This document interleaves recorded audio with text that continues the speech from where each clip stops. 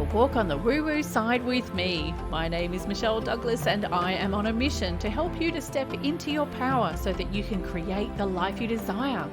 Visit me at empoweredlifeprograms.com to learn more.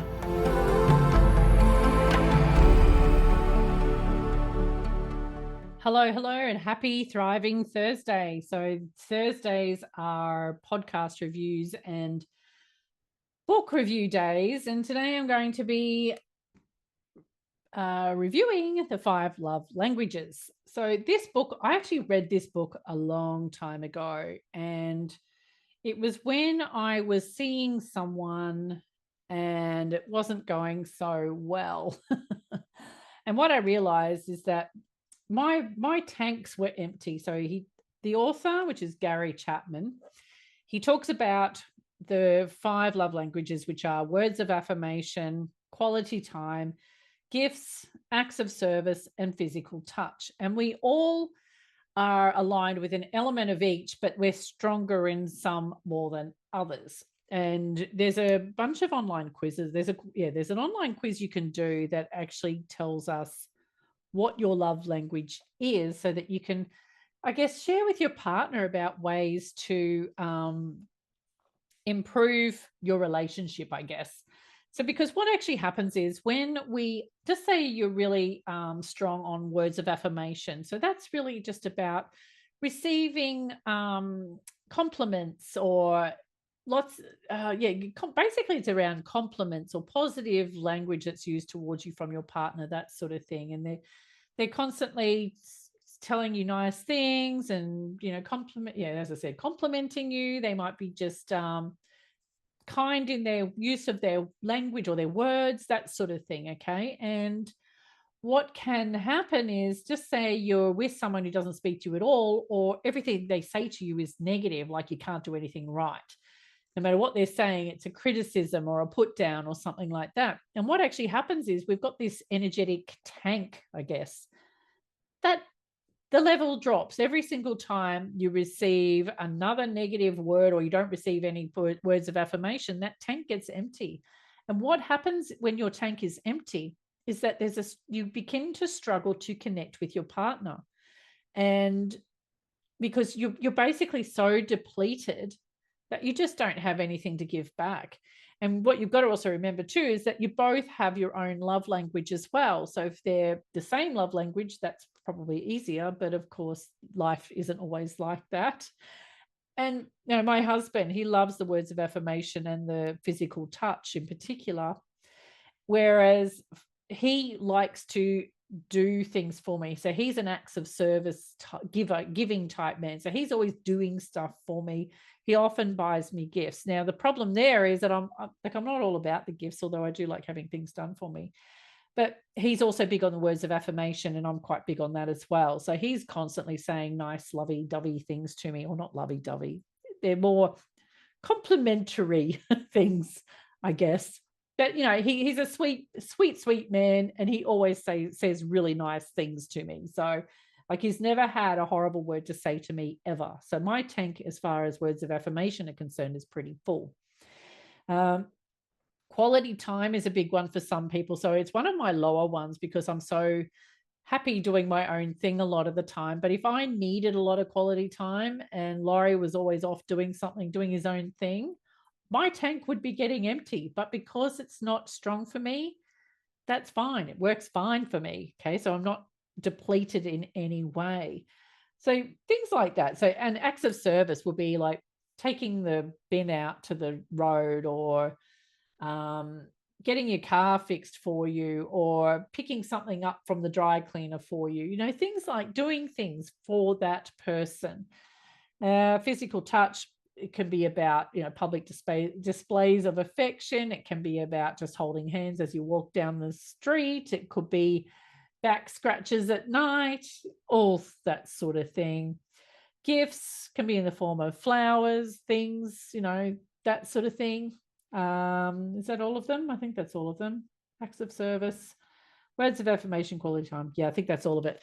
But the good thing I liked about this particular book is that it's easy to read, very easy to read. And it also goes into some if you like, it gives you, actually, I'll read this bit. Like, there's a bit here, it says, this is for people obviously seeing someone, they've got someone in their life now. If your spouse's love language is physical touch, here's what you can do to help fill their tank. How cool is that? So it's like, basically, it's like a how-to guide to keep your partner's tank full. We've got one here. If your spouse's love language is acts of service. So you can, what can I give you here? Some examples. Make a list of all the requests your spouse has made of you over the last few weeks and select one of these each week and do it as an expression of love. What about, here we go. If your spouse's love language is receiving gifts, try a parade of gifts. Leave a box of candy on the counter for your spouse in the morning. Have flowers delivered. Next time you go for a walk through the neighborhood, keep your eyes open for a gift for your spouse. It could be a stone, like a pretty love heart shaped stone or something like that. So that's gifts. What have we got here? Quality time. Well, this is obviously about making time and about planning times for you to be together. So it could be that you plan a day at the park and where you can sit and enjoy the sunshine, have a picnic together, that sort of thing. What else have we got here? This is cool stuff. It's been a little while since I read it, so it's really cool. Okay, so when your words of affirmation, if your partner's got words of affirmation as their love language, words are important. So it's about, saying positive things to them. Hey, thank you so much. I really appreciated when you did this for me, or you're really good at that, or I'm so proud of you because you did blah, blah, blah, right? That sort of thing. And what have we got here? Now I'm just trying to, I think I've missed one. Falling in love. Yeah, I think I missed one. But you get the gist, right? But no, it is a book that I recommend everyone reads, even if you're single, because when you eventually meet the one, if you haven't got him in your life already, you will have a pretty good idea of, well, you'll get an idea of what they like, but you could get them to do the quiz too, I guess, if you're a little more established. Don't do it on date one, because that could be bad. That could end really badly. But yeah, get an understanding of each of these love languages and get an understanding of yours as well, because what you're going to, when you first start dating, you're in the observation phase. You don't, like, and I said to a girlfriend of mine recently, dating is a training ground, not a hunting ground. So it's your time to practice. It's your time to observe and let the man show you who he is and observe how he shows up. How is he coming into this date scenario with you?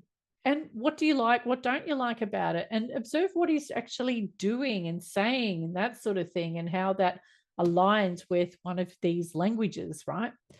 So yeah, I'll leave you with that. Very quick review, but as I said, single or not, definitely get it, because if you do eventually move to relationship status, then this will definitely help you from going into the relationship and beyond, because it's something that we all need to make sure we have in our minds. Like, relationships aren't work, but you still need to you need to meet in the middle somewhere, okay?